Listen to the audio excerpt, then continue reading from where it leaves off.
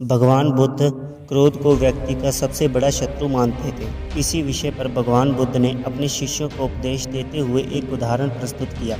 एक पंडित जी महाराज क्रोध ना करने पर उपदेश दे रहे थे। कह रहे थे, क्रोध आदमी का सबसे बड़ा दुश्मन है, उससे आदमी की बुद्धि नष्ट हो जाती है। जिस आदमी में बुद्धि नहीं रहती वह पशु बन जाता है। लोग बड़ी श्रद्धा से पंडित जी का उपदेश सुन रहे थे। पंडित जी ने आगे कहा, क्रोध चंडाल होता है, उससे हमेशा बचकर रहें। भीड़ में एक जमादार बैठा था, जिसे पंडित जी रोज सड़क पर झाड़ू लगाते हुए देखा करते थे।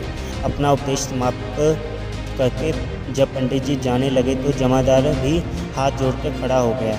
लोगों की भक्ति भावना से फूले हुए पंडित भीड़ के बीच में से आगे बढ़ रहे थे। इतने में पीछे से भीड़ का रेला आया और पंडित जी गिरते गिरते बचे। इस धक्के में वह जमादार से छू गए। फिर क्या था का पारा चढ़ गया। बोले, दुष्ट, तू यहाँ कहाँ से आ मरा? मैं भोजन करने जा रहा था, तूने मुझे छूकर गंदा कर दिया, अब मुझे स्नान करना पड़ेगा। उन्होंने जमादार को जी भरकर गालियाँ दी। असल में उनको बड़े जोर की भूख लगी थी और वह जल्दी जल्दी यजमान के घर पहुंचना चाहते थे। पास ही में गंगा नदी थी। लाचार होकर पंडित जी उस ओर तेजी से लपके। तभी देखते हैं कि जमादार उनसे आगे आगे चल रहा था। पंडित जी ने कड़क कर पूछा, क्यों रे जमादार के बच्चे, तू कहाँ जा रहा है?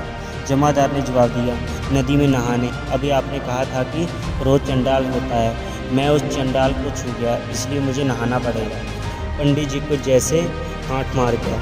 वह आगे एक भी शब्द ना कह सके और जमादार का मुंह ताकते रह गए। भगवान बुद्ध की कथा सुनकर शिष्य अपनी हंसी ना रोक सके और सभी खिलखिलाकर हंस दिए। तो आज की कहानी यहीं पर समाप्त होती है। हम आपको फिर से मिलेंगे एक और ऐसी ही इंटरेस्टिंग कहानी को लेकर। तो तब तक के लिए गुड बाय।